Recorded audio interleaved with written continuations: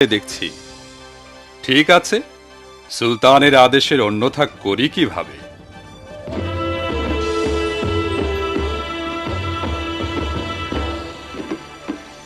ক্রুসেডারগণ Verner Ottoman নগরী অবরোধ করল। তাই মুসলমান সেনাবাহিনী ক্রুসেডারদের মোকাবেলা করার জন্য প্রস্তুতি নিল এবং নগরী মুক্ত করে সেখানে ইসলামের নিশান উড়াবার লক্ষ্যে তাদের বিরুদ্ধে সংঘর্ষে লিপ্ত হল।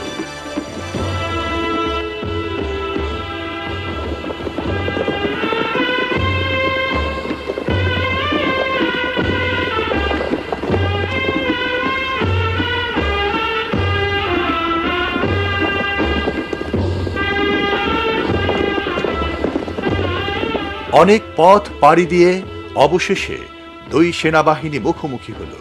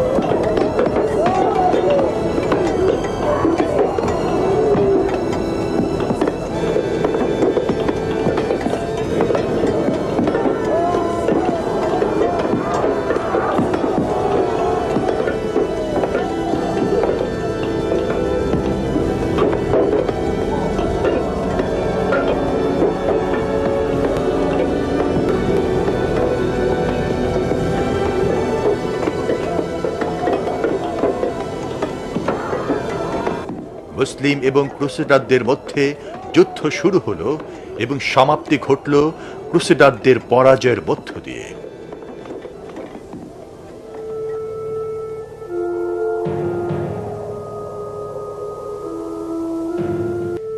এই যুদ্ধের পর সুলতান মুরাদ 1451 সালে তার মৃত্যুর পূর্ব পর্যন্ত ক্রুসেডারদের বিরুদ্ধে বিজয় অব্যাহত রাখলেন। এই সময়ের মধ্যে সুলতান মাহমুদ একজন কর্মঠ, বলবান, বুদ্ধিমান, পূর্ণাঙ্গ যুবকে পরিণত হলেন। তখন তার কাছে দ্বিতীয়বারের মতো সিংহাসন ছেড়ে দিয়ে সুলতান মুরাদ আবার বিশ্রামে চলে গেলেন। চলুন আমরা বিভিন্ন যুদ্ধে শহীদ সৈনিকদের উদ্দেশ্যে দোয়ার মাধ্যমে দরবারের কাজ শুরু করি।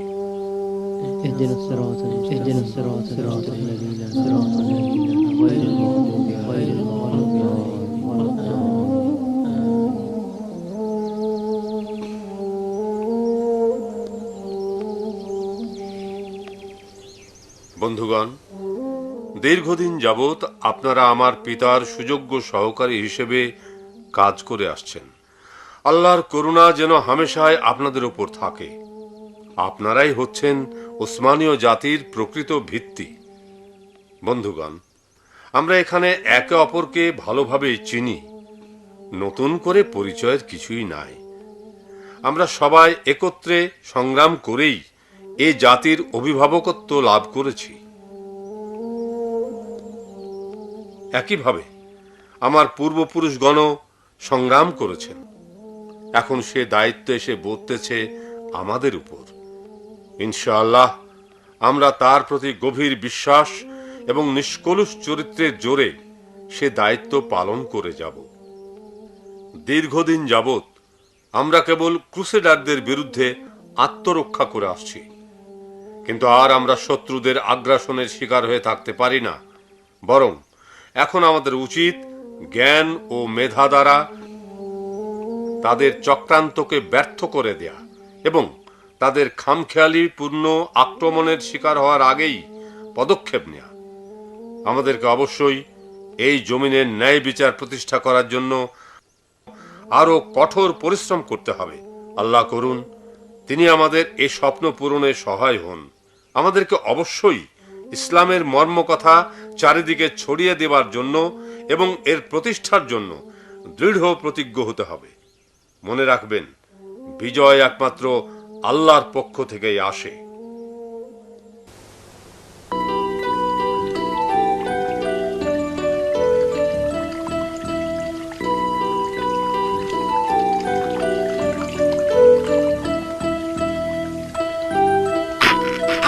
আমায় মার্জনা করুন জনাব, আমি আপনার নখ বেকুব কাটছিলাম। কোথাকার! ওহ, তুমি আমার আঙ্গুলটাকে ভোঁতা করে দিয়েছো। না জনাব, এখন আপনার ভেতরে প্রবেশের অনুমতি নেই। শুভেচ্ছা সম্রাট, শুভেচ্ছা। অ্যালেক্সি, তোমার স্পর্ধা তো কম নয়। আমার অনুমতি ব্যতীত তুমি আমার কক্ষে প্রবেশ করেছো কোন সাহসে? আমি আপনার জন্য সংবাদ নিয়ে এসেছি জনাব। কি কোন দুঃসংবাদ? আপনি কি আমার মুখের দিকে তাকিয়ে কিছু অনুমান করতে পারছেন না? তার মানে তুমি আমার জন্য অত্যন্ত আনন্দের সংবাদ নিয়ে এসেছো। বলো, বলে ফেলো। সেই বৃদ্ধ নেকড়েটি মৃত্যুবরণ করেছে। আহা, কি চমৎকার, কি সুখের সংবাদ। কোন নেকড়ে? আমি বলতে চাচ্ছি সুলতান মুরাদ। সে তো যথেষ্ট বৃদ্ধ হয়ে গিয়েছিল।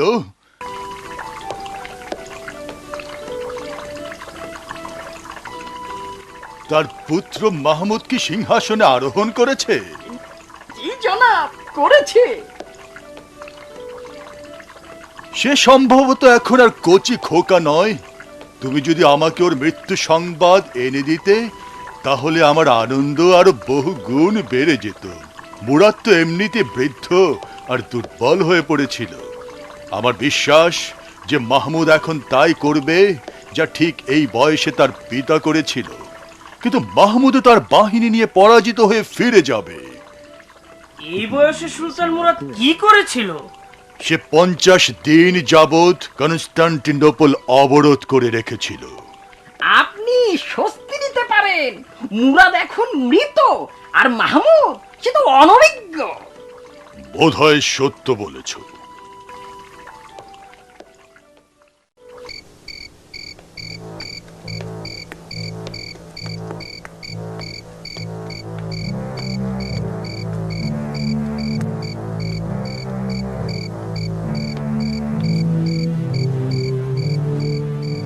এই সময়ে কিছু মুসলমান কনস্টান্টিনোপলে বাস করত এবং সুলতান মাহমুদের পক্ষে গুপ্তচরের কাজ করত।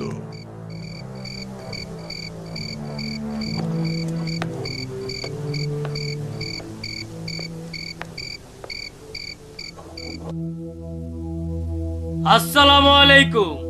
ওয়ালাইকুম আসসালাম। আপনাকে দেখে স্বস্তি পেলাম। আপনার জন্য সুসংবাদ আছে, আমি শত্রুর প্রাসাদ কাননের মালি নিযুক্ত হয়েছি। চমৎকার! সম্রাট নিশ্চয় আপনার ওপর আস্থাশীল।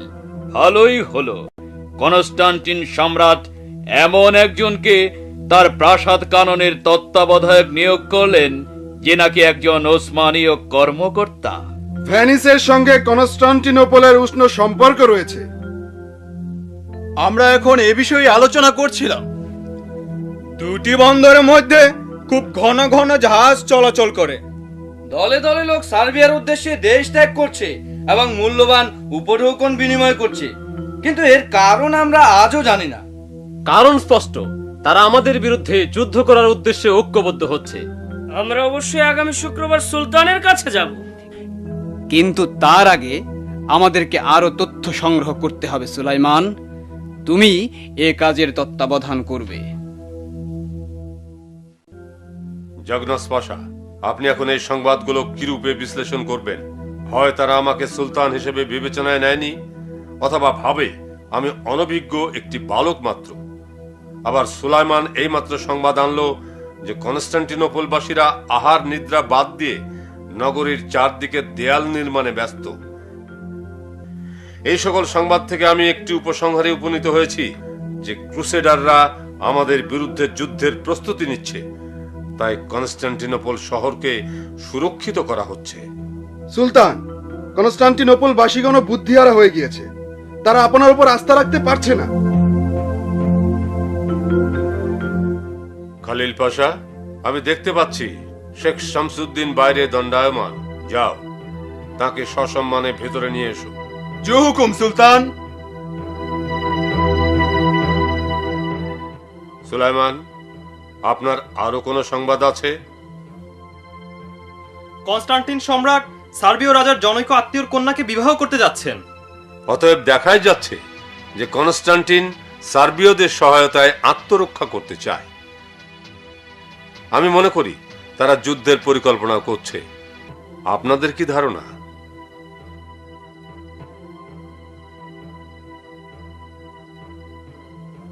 জনাব, আপনার চা।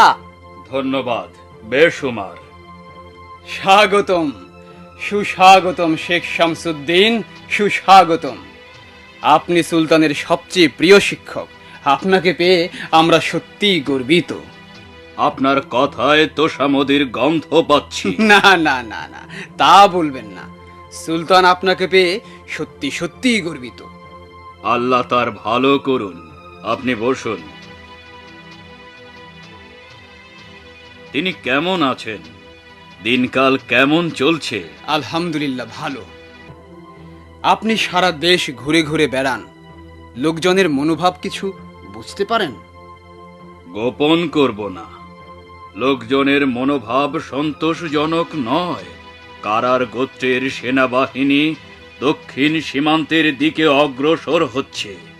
তারা সবাই নিজেদের গুছিয়ে নিতে ব্যস্ত।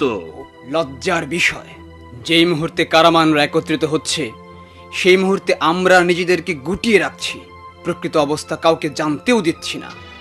আর বিজেন্টাইন বাহিনী কনস্টান্টিনোপলের চারদিকে অবস্থান নিয়ে কৌশলগত সব জলপথের নিয়ন্ত্রণ গ্রহণ করছে। আমি সুলতানের মনোবাঞ্ছনা ঠিক বুঝতে পারছি না। তিনি কি সত্যি ক্রুসেডারদের এবং বিজেন্টাইনদের সঙ্গে যুদ্ধ করতে প্রস্তুত?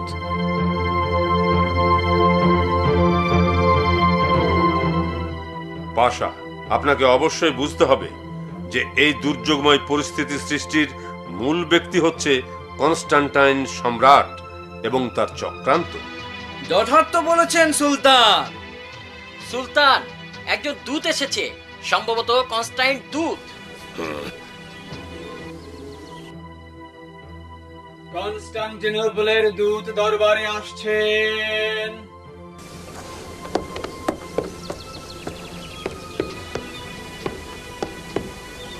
জয় সুলতান।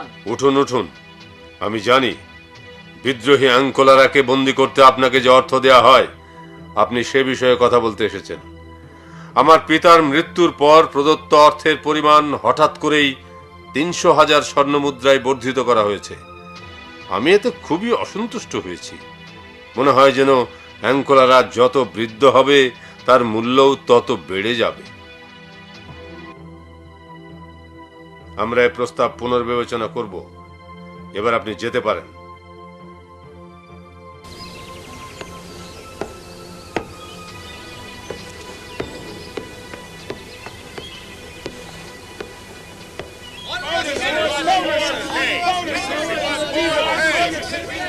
ওটা কি হচ্ছে পাশা?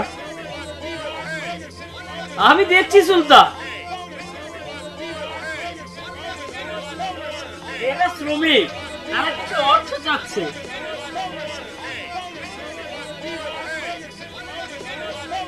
চিন্তার কিছুই নেই সুলতান, এরা আমাদেরই শ্রমিক।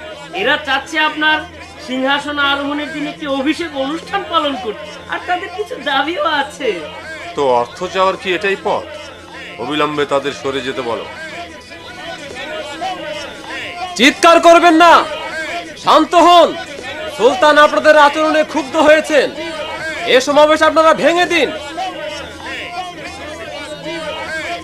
তারা এই ধরনের আচরণ কিভাবে করতে পারলো? সাহস পেল কোথায়?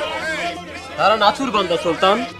ঠিক আছে, তাদেরকে বলো যে আমি তাদের সাথে দুর্ব্যবহার করব না, আর তারা যা চায় তাদের বিদায় করে দাও।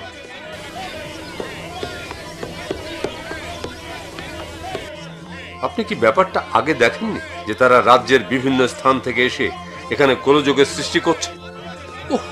পাশা, আপনি আমাকে বলুন এই জবরদস্তির কারণটা কি? আপনি ভালো জানেন সুলতান। এর কারণ কি এই যে আমি বাল্য বয়সে সিংহাসন লাভ করেছি? অথবা তারা কি মনে করে যে আমি দেশ শাসনের উপযুক্ত নই? না, তা নয়।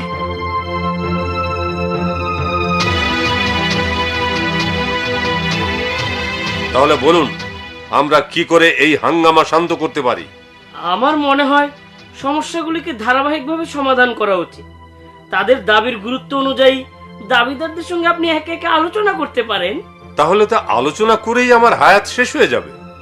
না আলী পাশা, শক্তি প্রয়োগ ছাড়া এই বিশৃঙ্খলার সমাপ্তি ঘটবে না। এবং আমি তাদের দেখাতে চাই যে আমার নীতি কত সুস্পষ্ট। আপনি দেশের বিদগ্ধ ব্যক্তিদের এক জায়গায় ডাকুন, আমি তাদের সাথে আগেই একটু পরামর্শ করে নিতে চাই।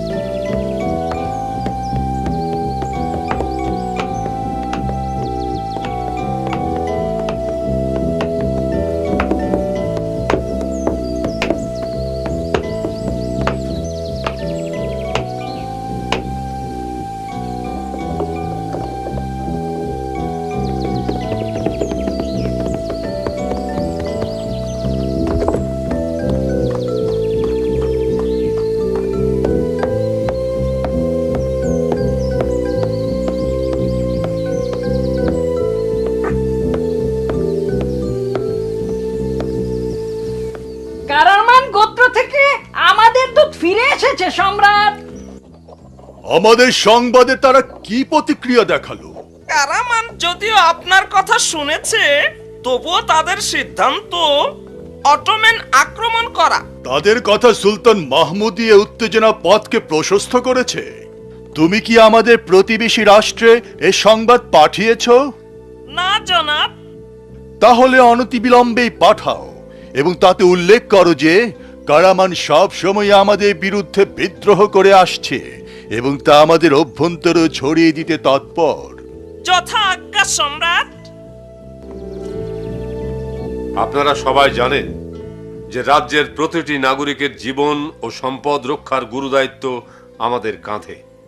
তাই আমাদের গাফিলতির সুযোগে যদি তাদের উপর কোনো নির্যাতন নেমে আসে, তাহলে তার প্রায়শ্চিত্ত আমাদেরকেই করতে হবে।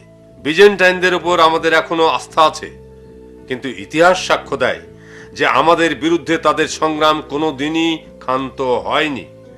মনে করে দেখুন, যখন আমি বালক বয়সে সিংহাসনে আরোহণ করি, তখন এরা কনস্টান্টাইনদের সঙ্গে মিলিত হয়েছিল, কিন্তু আমার পিতা তাদের পরাজিত করেছিলেন। তার ইন্তেকালের পর কনস্টান্টিন সার্বিয়া এবং ভেনিসের সঙ্গে একত্রিত হয়ে আমাদের বিরুদ্ধে ষড়যন্ত্রে নেমেছে। এখন আমরা যদি অপেক্ষা করি, তারা আক্রমণ করবে। এ সময়ে আমাদের নিষ্ক্রিয়তা জনগণের সাথে বিশ্বাসঘাতকতা সামিল, যেহেতু আমরা তাদের দূরভিসন্ধি সম্পর্কে ওয়াকিবহাল। কনস্টান্টিন সম্রাট আমাদের প্রতিবেশীদেরকে এবং সীমান্তের আরব রাষ্ট্রগুলোকেও আমাদের বিরুদ্ধে উত্তেজিত করছে। এই কনস্টান্টিনোপল আমাদের বক্ষে একটি দুষ্ট ক্ষত এবং বারবার ক্রুসেডারদের আমন্ত্রণকারী। ওসমানীয় সাম্রাজ্য কর্তৃক পরিবেষ্টিত হয়েও তারা আমাদের বিরুদ্ধে আগ্রাসন চালায় কিভাবে? এই কনস্টান্টিন সম্রাট ভেনিসিয়ানদের দ্বারা এজিয়ান এবং মারমারা সাগরের সংযোগস্থলে অবস্থিত জুনাকালি দুর্গ দখল করে নিয়েছে। তাই আমাদেরকে এখন উসমানীয় এশিয়ার আনাতলি থেকে স্থল পথেই যেতে হবে। পানি পথে জুনাকালি অতিক্রম করব না, কিন্তু দুটি জলপথেই আমাদের নিয়ন্ত্রণ প্রতিষ্ঠা করার পর আমরা ভেনিসিয়ানদেরকেও বিনা বাধায় এই পথে যেতে দেব না। এখন আমরা আমার পিতামহ কর্তৃক নির্মিত আনাতোলিয়া দুর্গের অপর প্রান্তে বসফরাসের সংযোগস্থলে আরেকটি দুর্গ নির্মাণ করব, যাতে উভয় তীর থেকেই কামানের গোলা বর্ষণ করা যায়। তাহলে কোনো জাহাজই আর আমাদের অনুমতি ছাড়া এ পথে যেতে পারবে না। আমার পিতাও চেয়েছিলেন এই দুর্গ নির্মাণ করতে, কিন্তু পারেননি। এখন এর নির্মাণ আমাদের দায়িত্ব।